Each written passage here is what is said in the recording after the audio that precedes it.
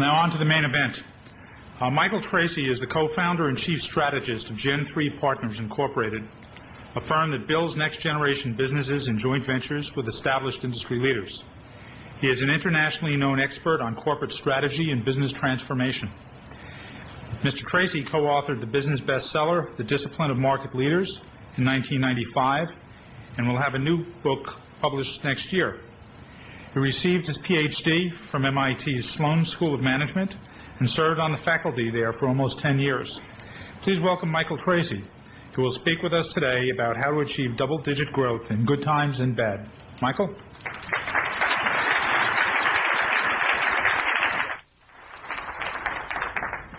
Good evening, everyone. Come on, good evening. I'd like to spend the next 45 minutes or so talking with you about a topic that you haven't talked about a lot in the last 2 years, and that is the topic of growth. Okay? While you're out there in the next couple of days having meetings and discussions and interactions between potential clients and potential sellers, between sponsors and delegates, don't have too much of that conversation colored by what has happened in the last 2 years. As most of us, or many of us, have sort of contracted and wound down and tightened our operation. God knows we've driven enormous productivity improvements out of that process. But the next few years, I think, represent real opportunity for growth for many firms in this room. I have spent the last 5 years studying and researching and working on one topic. And the question I started with 5 years ago is it possible for a company, any company, to steadily grow at double-digit rates forever? Is that possible? The conclusion I've come to after 5 years of work is that any company can do it. Every company can't, because there's not enough growth in an economy for everyone to grow at double-digit rates. But any company that chooses to focus on the issue can grow at double-digit rates consistently through good times and bad, up markets and down. And what I want to share with you today is the results of this study. I looked at 130 companies in some real detail. I picked out 80 companies that had at least superficially an indication that they were solid, steady growers. And I picked out another 50 companies that were tremendous brand name organizations, companies we know and love, members, for example, of the Dow Jones Industrial Average, that when you look beneath the cover, what you found was abysmal records of growth. Not only have they not grown in the last 2 years, they didn't grow through the 90s. And yet, many of these companies I'll surprise you with today are household names. That sample of 130 companies, what I did is I used them to try to identify what was different about the high-growth organizations. I'll tell you some of the results I came to, some of the conclusions I came to, I found quite surprising. And I think you may find them surprising as well. So let's start. What I'm giving you, by the way, is a preview of this book that I'll have out this summer. Sometime around August, we'll have this book out. The last book I did was in 1995. People have asked me why it's taken 8 years to come out with another book. And my response very simply is, although most authors don't know this, you actually need another idea in order to have another book.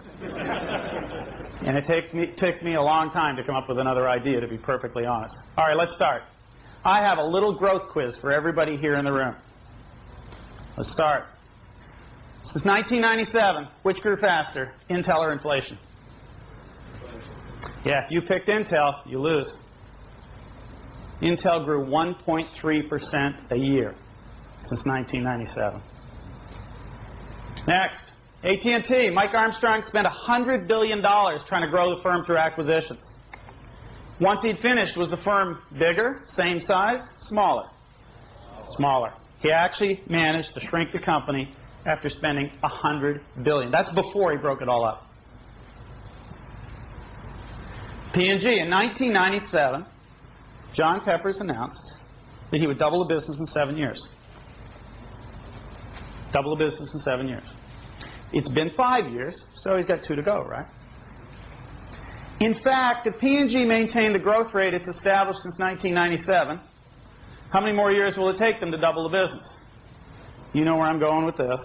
It's not 2, it's not 12, 25 years. That's because P&G has grown less than 2% a year since 1997.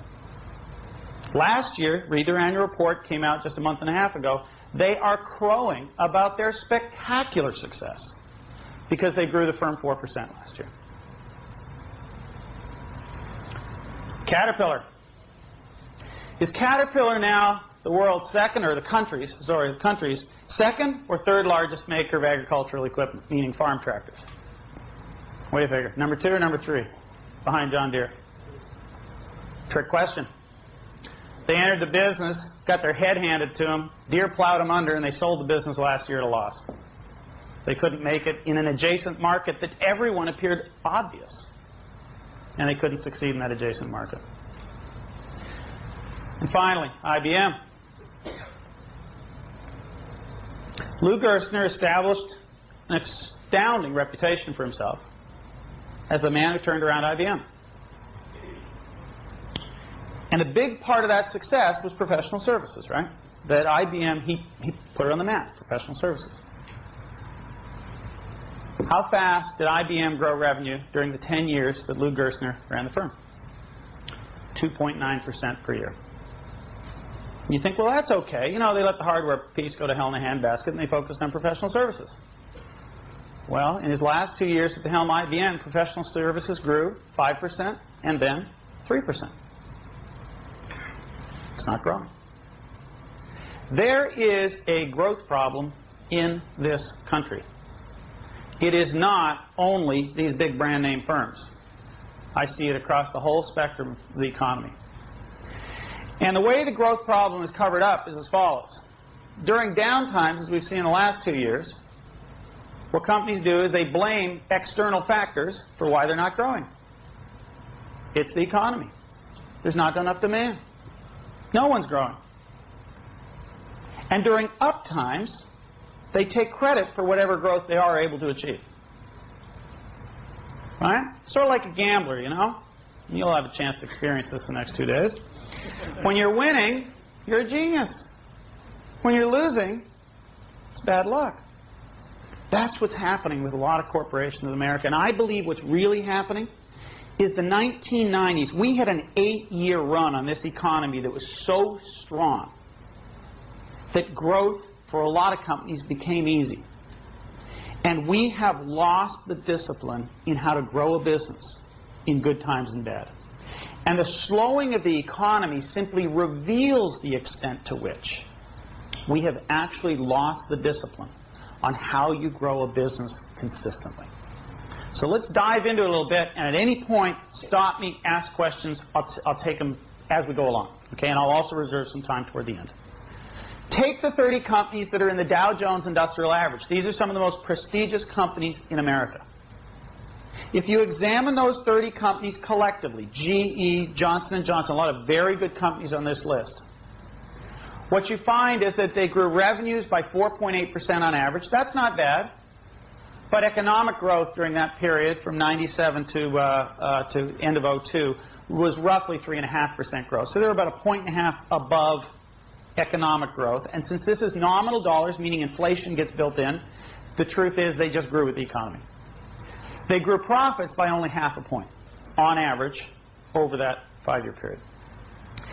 5 of the companies in that on the Dow Jones Industrial Average actually have done very, very well. So if you look at Home Depot, Merck, Microsoft, Walmart, Citigroup, they've all in fact had steady double-digit growth, pretty much.